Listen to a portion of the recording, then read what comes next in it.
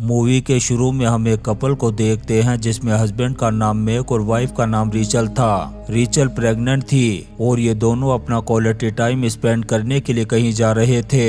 जब ये थोड़ा आगे जाते हैं तो रास्ता ब्लॉक किया हुआ था। तब मैक गाड़ी को एक दूसरे रास्ते की तरफ मोड़ लेता है। तभी रास्ते में एक टूटी हुई नाव को देख कर के उसका ध्यान भटक जाता है और उसकी गाड़ी एक पेड़ से जाकर के टकरा जाती है। इनकी किस्मत अच्छी थी, इस वजह से इन दोनों को कुछ नहीं होता, लेकिन इनकी गाड़ी पूरी तरह से खराब हो जाती है। इसीलिए अब ये दोनों डिसाइड करते हैं कि ये पैदल ही आगे जाएंगे ताकि किसी से मदद ले सकें। फिर ये दोनों हस्बैंड वाइफ जंगल के रास्ते आगे बढ़ने लगते हैं, लेकिन रिचल प्रेग्नेंट थी इसलिए उसे चलने में परेशानी हो रही थी। तब मैक एक पेड़ पर चढ़कर के मोबाइल में सिग्नल लाने की कोशिश करता है। ऊपर चढ़ने के बाद उसे सिग्नल तो नहीं मिलता, लेकिन थोड़ी ही दूरी पर उसे एक फार्म दिखाई देता है। तब वो रिचल को लेकर के उस फार्म की तरफ चल देता है ताकि वहां से उसे कुछ मदद मिल सके।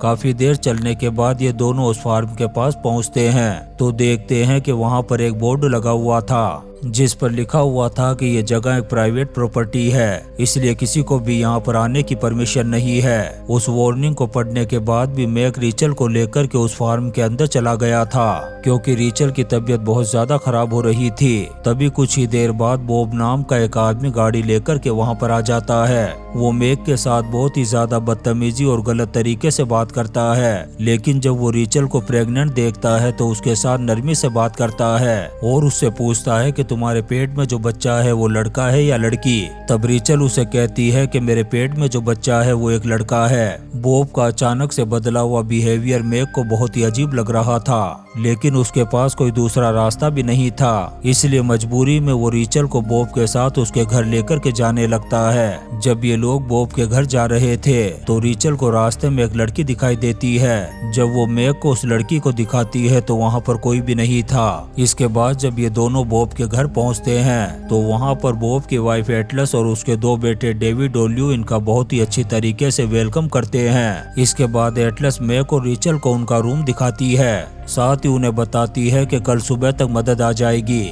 इसके बाद वो लंच की तैयारी करने के लिए चली जाती है। उसके जाने के बाद रिचल मैक से कहती है कि इस फैमिली का बिहेवियर बहुत ही अजीब है और ल्यूक और डेविड को देखकर के ऐसा नहीं लगता कि वो दोनों सगे भाई हैं। वहीं दूसरी तरफ हम एटलस को देखते हैं जो दरवाजे के पास खड़ी होकर के इन दोनों की बातों को सुन रही थी। फिर जब ये सभी बैठकर के लंच कर रहे थे तब एटलस इन दोनों को इस तरह दिखाती है जैसे ल्यूक और डेविड दोनों सगे भाई हों। लंच करते हुए रिचल की नजर उस लड़की की फोटो पर पड़ती है जिसे उसने रास्ते में देखा था। जब रिचल एटलस से उस लड़की के बारे में पूछती है तब एटलस बताती है कि ये मेरी एडॉप्ट बेटी है जो गूंगी है। दरअसल इस लड़की का बाप इसे बहुत ज्यादा टॉर्चर किया करता था, इसलिए हमने इस लड़की को एडॉप्ट कर लिया। फिर जब रात को रिचल मैक के साथ सो रही थी तभी उसे एक भयानक सपना आता है जिससे रिचल की आंख खुल जाती है। वो मैक को बताती है कि मैंने सपने में उस गूंगी लड़की फैथ को देखा और कुछ दिन पहले मैंने न्यूज़पेपर में उस लड़की के मिसिंग होने की खबर पढ़ी थी, जिससे इन्हें यकीन हो जाता है कि फैथ इनकी एडॉप्टेड बेटी नहीं है और जरूर इन लोगों ने फैथ को किडनैप किया होगा।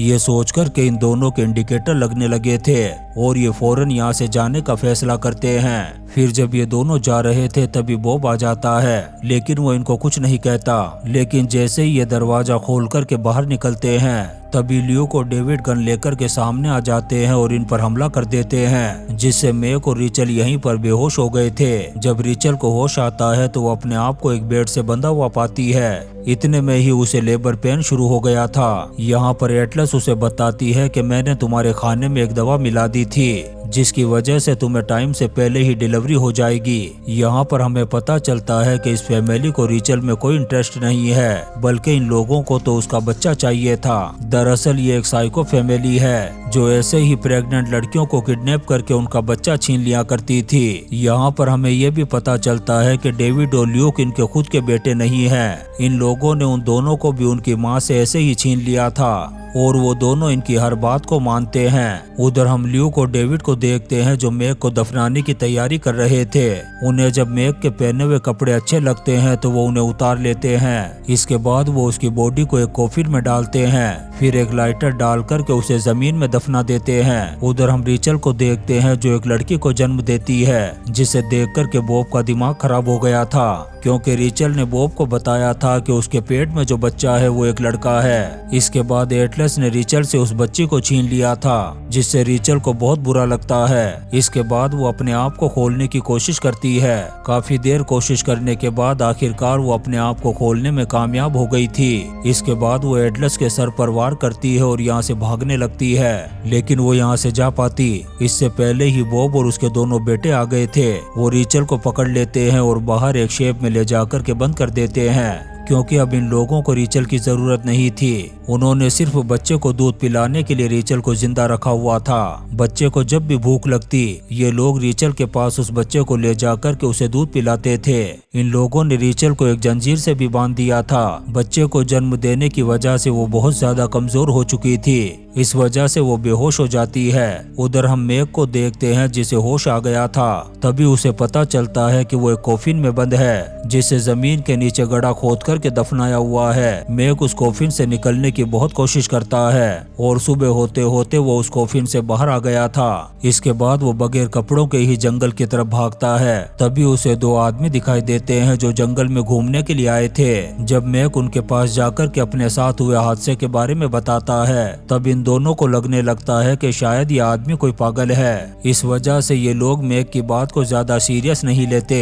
इससे मेग का दिमाग खराब हो गया था। वो उन दोनों पर हमला करके उन्हें एक पेड़ से बांध देता है। इसके बाद मेग उनमें से एक के कपड़े पहन करके यहाँ से चला जाता है, लेकिन जाते जाते वो उन्हें एक चाकू दे करके जाता है ताकि ये दोनों अपने आप को खोल सके। उधर रिचल को जब होश आता है तो वो अपने सामने उसी गूंगी लड़की फेथ को देखती है और उससे कहती है कि प्लीज मेरी मदद करो, लेकिन फेथ उसकी बात नहीं सुनती और वहाँ से चली जाती है। कुछ देर बाद ल्यूक और डेविड रिचल के पास आते हैं और उसके साथ जबरदस्ती करने की कोशिश करते हैं। तभी हम मेग को देखते हैं, वो भी यहाँ तक पहुँच गया था। फेथ जब मेग को देखती है तो शेड की तरफ इशारा करती है। इससे मेग समझ जाता है कि जरूर रिचल शेड के अंदर होगी। वो जब शेड में जाता है तो डेविड और ल्यूक को देखता है जो रिचल के साथ गलत करने की कोशिश कर रहे थे।